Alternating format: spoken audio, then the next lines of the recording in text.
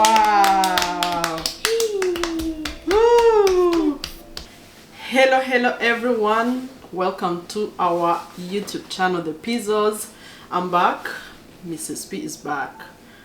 I'm back with a summer snack. Ndifashisha hano strawberries, hari pineapple na hase ndetse na watermelon na hase. Nabanje gutunganya. Guess what?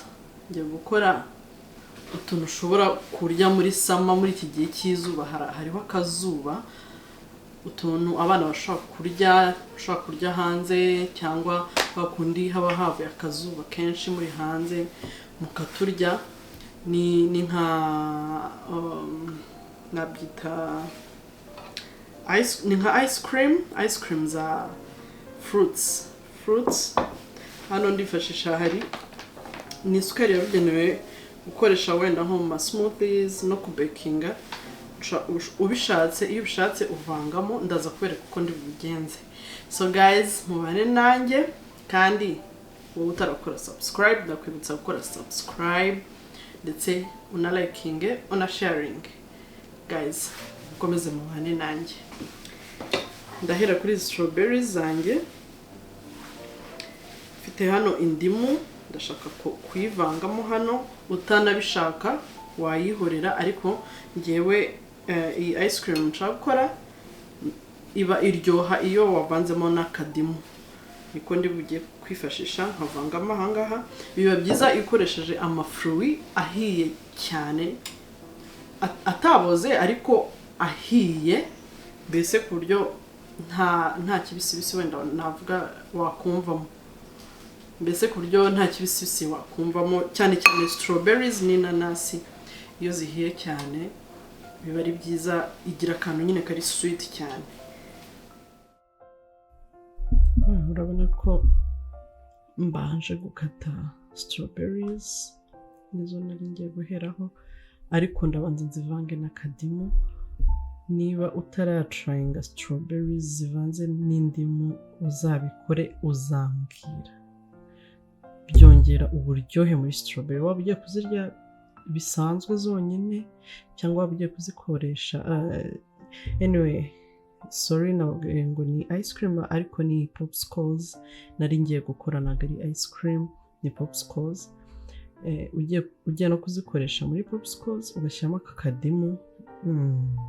Guys, bizanamo taste, sinzi ukuntu nayisobanura, ko byongera uburyohe bwa strawberries. Narayiretse indimu kugira ngo ibanze ikore neza, yinjire muri strawberries neza. Urabona ko nakurikijeho inanasi zanjye, nakurikijeho inanasi. Urabona ko ndi kuzikata nta birenze ahangaha, no gukata just kubonye ko nanjye kuzishyira muri blender. Anyway, muranyihanganira blender yanjye mwabonye ukuntu imeze. Ntago uko yanduye, ni ikibazo yagize. Naseyemo ibirungo by'imbuto, hari ibirungo by'imbuto naseyemo bifatamo birayikobora kuriya just, kandi ntago nayijugunye, ariko iracyakora. Taza kugira ngo yari yanduye, ntabwo yari yanduye, niko imeze. Aho nanjye kuzishyira muri blender. Hari amazi. Urabona ko mbanje kumva, ugomba kubanza kumva agafruit kawe. Hari abana ku ruhande bandebaga ikijisho, maze kumva ukuntu karyoshye. Guys, niba ari umuntu ukunda inanasi, ndi uwa mbere. Inanasi ushobora kuyirya yose njyenyine kubera inanasi ihiye neza iryoshye.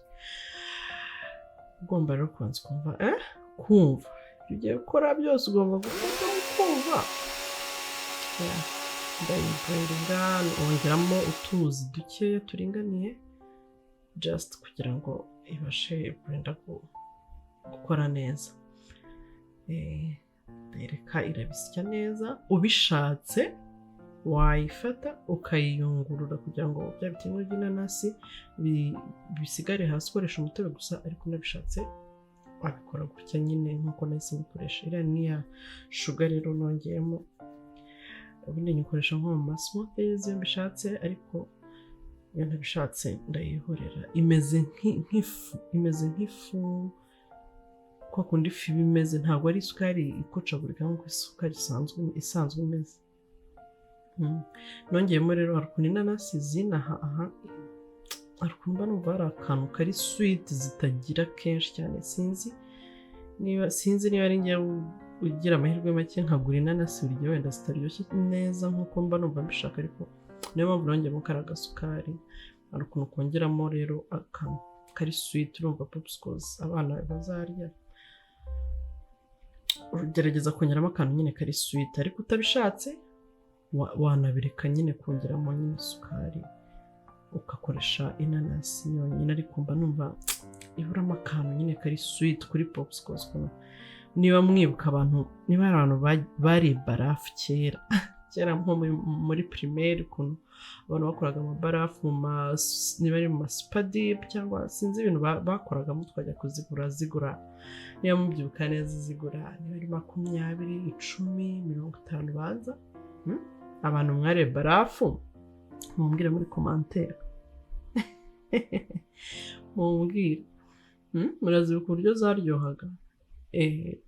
Izi popsicles rero ni barafu, ni buriya bwoko twitaga barafu, niba ariko mbyibuka neza, niba twarasitaga barafu, hari irindi zina zifite, mumbwire muri commentaire guys, mumbwire muri commentaire. Ngiye gukora barafu zo kurya muri sama, muri ubu bushyuhe, harashyushye, hariho izuba, oh god, umuntu wakeneye akantu kari refreshing. Izi popsicles rero ziri so refreshing, kwa kundi uba wumva ufite nk'akantu wenda k'icyaka ariko wenda udashaka gutunywa amazi, bagafata ukakanyunguta, kaba kari so refreshing, delicious, kaba kameze neza.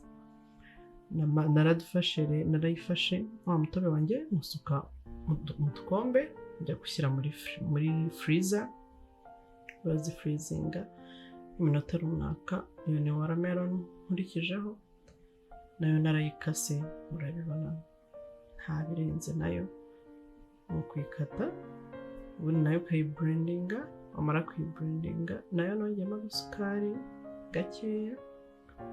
Icyo ntongeyemo isukari ni popsicles za strawberries, kuko nari naraziretse, nayo naziguze zimeze nk'izigiye gushya cyane, ariko ndazireka zimara nk'indi minsi nk'ibiri, zirashya neza, bisaba kuzikoresha zihiye neza nkuko nari nabibabwiye, nibwo popsicles ziba ziryoshye. Guys, try these in this summertime. Ushobora no gukora n'izindi z'amafruits atandukanye, cyangwa ukanazimixinga ugakora za rainbows. Dushaka kuzongera tugakora n'indi video, tugakora za rainbows, nkabereka n'izindi fruits, ariko ntabwo bivuze ko ari izi fruits wakoresha gusa, ushobora gukoresha n'izindi fruits, yaba iza apples, wenda wavanze n'amakiwis, ubwoko bwose bwa fruit kunda wabukoramo muri popsicles ushaka. Nayo nayishyize muri turiya dukombe, ndazifreezinga, ndangije ndategereza, nuko ziza nyine kuba barafu. Results murazibona guys, mukomeze mukurikire process. Ni zimwe, nta kindi, nta bindi bitandukanye, ni ukubrandinga. Niba ari sugar wongeramo ukayongeramo, n'utayongeramo ugasuka mu tuntu twabugenewe turatandukanye. Hari udukombe, hari n'utundi tutari udukombe, cyangwa mu dushashi, hari n'udushashi twabigenewe. Niba mwibuka twa dushashi bajya bakoramo barafu kera mu Rwanda muri primaire, niba mubyibuka abantu bari barafu, turiya dushashi natwo ushobora kudukoresha. Nta kindi, ni uko narakomeje mbikora gutyo no kuri strawberries, ndategereza byose bimaze kuba barafu, nzikuramo. Turi enjoying guys, ziraryoshye, mbararikiye kuzikora.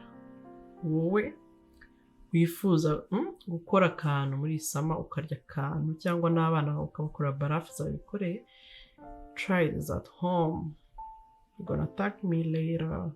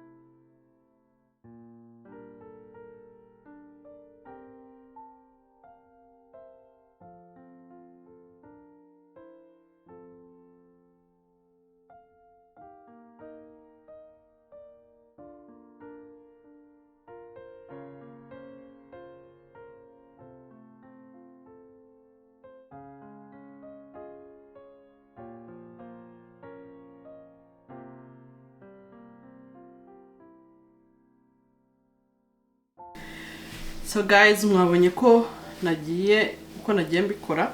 Izi ni strawberry nazo ngiye kuzishyira muri frigo, n'izindi nazishyize muri frigo, ariko hari uduti mwari mwabonye ahangaha nanze guhita ndushyiramo gutya biba bikimeze nk'ahari ji, ndadushyiramo bitangiye gusa nkaho biri gukomera, ndadushyiramo muri frigo.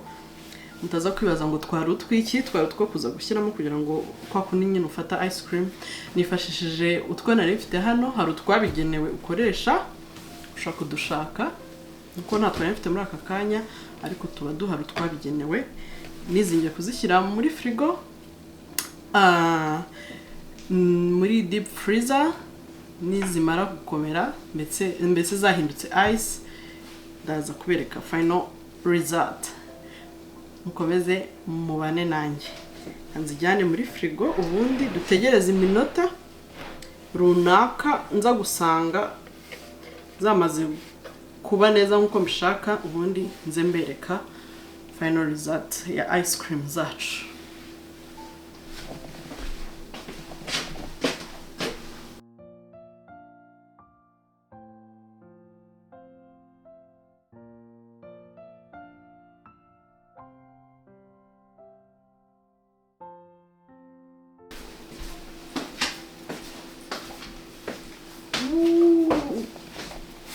Umwanya mwiza wageze, finally ice cream zacu zabaye ready.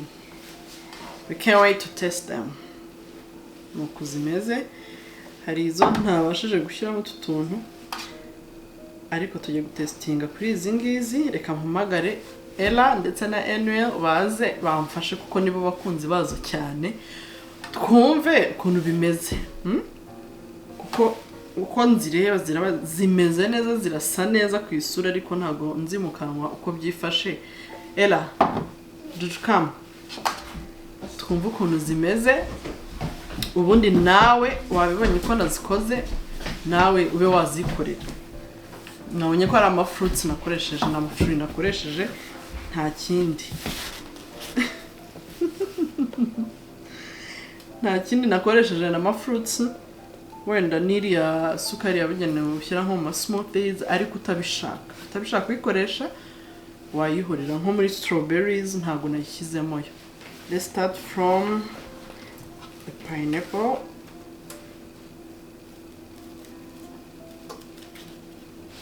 Woo! Wow! Woo! And you? Pineapple or strawberry or watermelon? What do you want? Pineapple. Pineapple? Okay. Wow!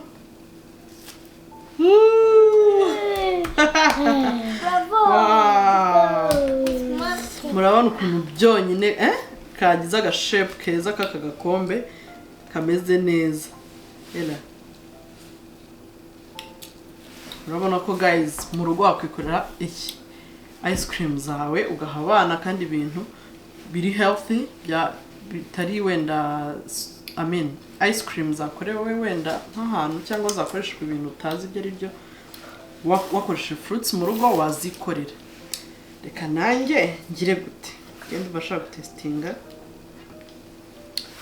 ya strawberry.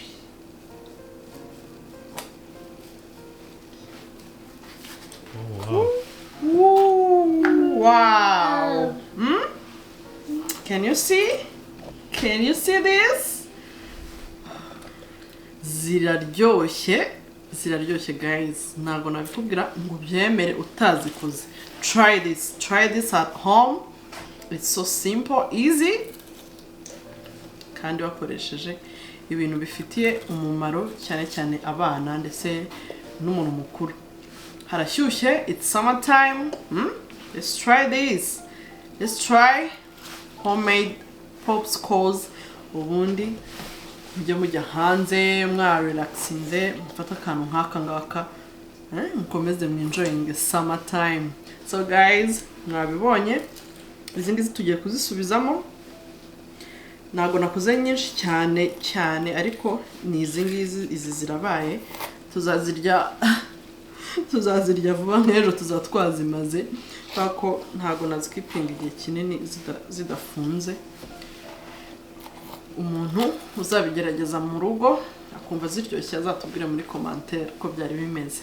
Okay, this is the end of our video. Wakoze kuyireba, wakoze wewe wayirebye kutangiye kugeza irangiye. Naho utaha.